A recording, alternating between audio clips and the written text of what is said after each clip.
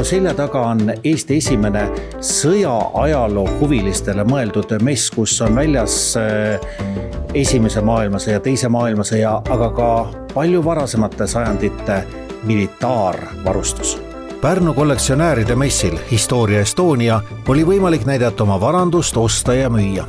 Ainulaadseks tegi selle ettevõtmise, et esimest korda oldi väljas ainult selle teemaliste laudadega, sest tavaliselt on seda sorti kraam üldistel laatadel ja turgudel, kus ehk militaarhuviline kaupa ei leia üles riiete ja igapäevakraami vahelt. Lisaks kardavad paljud asjad sõna otseses mõttes päevavalgust, tuult ja vihma, mistõttu konverentsisaalis olid väljas asjad, mida tavaliselt välja pandud ei ole. Kui vanad need asjad peavad olema, et siin olla nagu silmatorkav?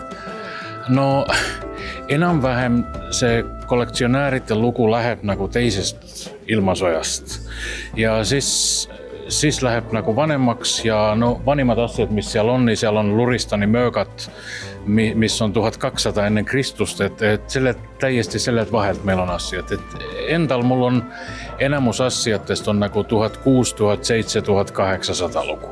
Naisima külastajate seas eriti ei kohanud, peamiselt mehed. Aga ei oska kuidagi imeks panna ka seda, et sõjaasjad just meestele huvi pakuvad. Vaatame natukene siin teie kollektsiooni, et mis on võib-olla asi, mille üle te olete nagu kõige uhkem, et ma sain kätte selle, see on minu käes. Ma mõtlen, et see on minu lauas nagu kallim asi ja parim asi. See on tehtud umbes aastal 1580-1600. Ilusas korras ja see on tehtud Taani kuninga Kristjan 4. Sojaväele. See on väga kerge, aga kui sa sööd jogurtit iga hommik, niin siis see ongi sulle raske.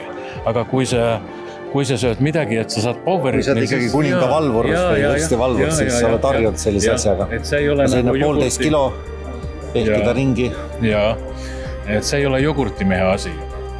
Varsti pärast seda jäid mõõgad ikka kiluasjaks, sest kuuli vastu nad ei saa. Iseasi, kui kuul mööda läks ja sõjamees uuesti püssi laadima hakkas, siis oli aega maa ja ilm, et püssimeest mõõgaga torkida. Rootsis oli isegi selline reegler Gustav Adolf II 1610-20 vahel. See tegi uuenduse sojaväes ja see laadimise aeg oli 6 minutit. Ja see oli nagu uuendus, see oli kõige tuplim sojavägi Euroopas ja 6 minutit oli laadimisaeg. Kuid nii vanad asjad on ikkagi haruldasemad kui teise maailmasõja kraam ordenitest lihtsa sõduri varustuseni. Minul isiklikult on huvi nende asjade vastu, kuna ma olen seda asja 30 aastat kogunud ja kollektsioneerinud, eks. Ja lihtsalt see hobi on läinud nii suureks, see on hästi populaarne üle terve maa, siis ma olen otsustanud ka jagada seda teiste inimestega, kellel on sama huvi. Mida rohkem on teada lugu eseme taga, seda väärtuslikum see on. Silma torkas aga see, et peamiselt oli väljas Saksa sõjaväekraam. Vene asju minul on vähe, aga Vene asjade vastu ei ole nii suurt huvi maailmas, kui on Saksa asjade vastu. Et see on põhiline põhjus. Et see ei ole mingi Eesti teema või ütleme, kogu maailmas kogutakse Saksa asju rohkem kui Vene asju?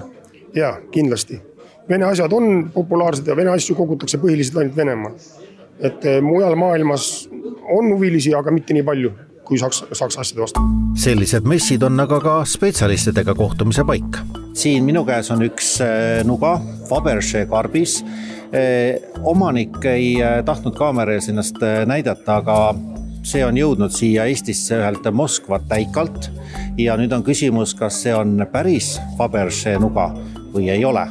Peter Karl Fabergé oli Vene keiserliku õukonna juveliir, kes muutis oma isa tagasihoidliku poekese rahvusvaheliseks luksusbrändiks. Kuulsaimaid on tema vääriskividest munad, aga tema teoste valik on lai.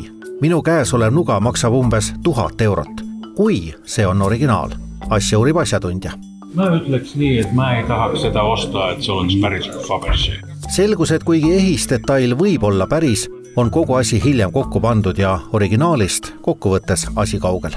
Isegi karp võib olla järgi tehtud.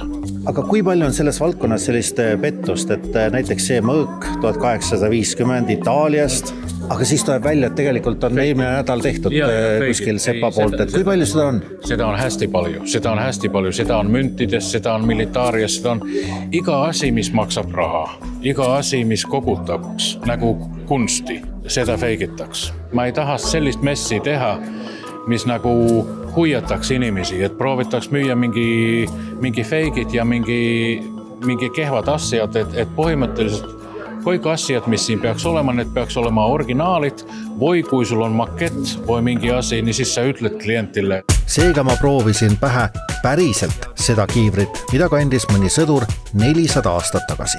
1600 pioneerikiiver. Isegi mä vaatan, että mä saaksin selle. Niin piti sulla panna kiinni, että siellä ei mingi leuanahtia vahele sellist. Jäänud. Aga ma arvan, et kui sa pead sellist kiivrit kandma ja rünnakule minema, siis lõuanahk on üks väiksemad muresid.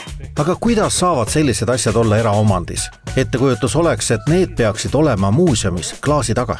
Monel riigil nagu Eestis on ja meil Soomes on sellised reeglerid, et kui sul on nagu oma maa kulttuurpärand, nagu selline objekti, mis on Eesti oma, niin siis sä ei tohi viiä sitä väljapuolelle, voi siis sä peat lupa kysymään Eesti riigiltä. Se nagu oma historia säilyy siellä, kus se peab olema.